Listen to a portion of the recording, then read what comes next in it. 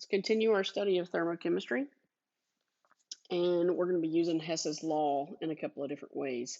No matter what course you're in, no matter what semester it is, I can promise you, you will be using Hess's law. You'll be using the basics, which will be this part we'll go through in a second, and then you'll be using a set of reactions where you know their heat of reaction. Your job is to find the heat of reaction for a reaction that you do not know the value for. So you can do a little algebra. And then the next type of problem we will do is using standard heats of formation. And you'll learn what standard actually means, and that's standard conditions. So let's go back and get started with this process.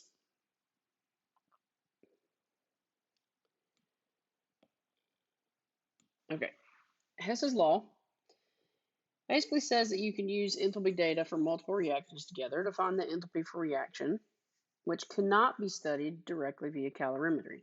Please understand that it is in the best interest of a chemist to calculate as much as they can before they run an unknown reaction so that they will know what to expect. Hess's law allows us two different methods to calculate the heat of a reaction before we go into the lab and just run it and hope that we don't blow up our face. So let's jump into the first method. The first one says that you can use an algebraic process. Processes as far as heat goes are going to be equal and opposite. So if you go forward in a process and it releases heat, then if you go backwards through the exact same process, it should absorb the same amount of heat as you produced going through it in the other direction. So that is basically what we're saying with these two reactions. If I go from A reacting with B to make C, and it's a change of a positive 150 kilojoules, then if I take C and it falls apart into A and B, the exact opposite process, it should be the same quantity of heat, just a different sign. So if it was a positive in one direction, it'll be a negative in the other.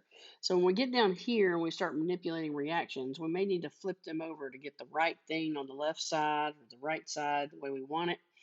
So remember that what that's telling you is if you flip a reaction over such that in effect you're going exactly backwards, you just take that number and you need to flip the sign. So another thing we're going to be doing is either multiplying through or dividing through an equation.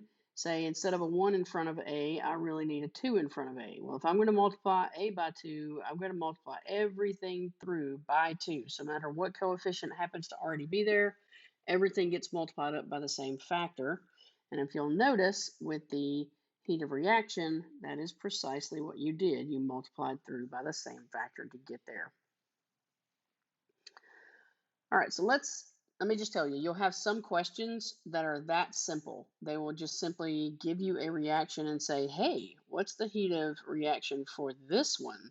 And all they've done is either flip it and multiply through by something, or just multiply through by something, where it really is you have one reaction, you've made a change to that single reaction, and as soon as you figure out what the change was, be it flipped and multiplied through by 3, whatever, do exactly that to the heat value. If it was flipped over, change the sign. If it was multiplied through, then do the multiplication by the same factor. If it was divided through, divide by that same factor. So those are supposed to be the easy ones.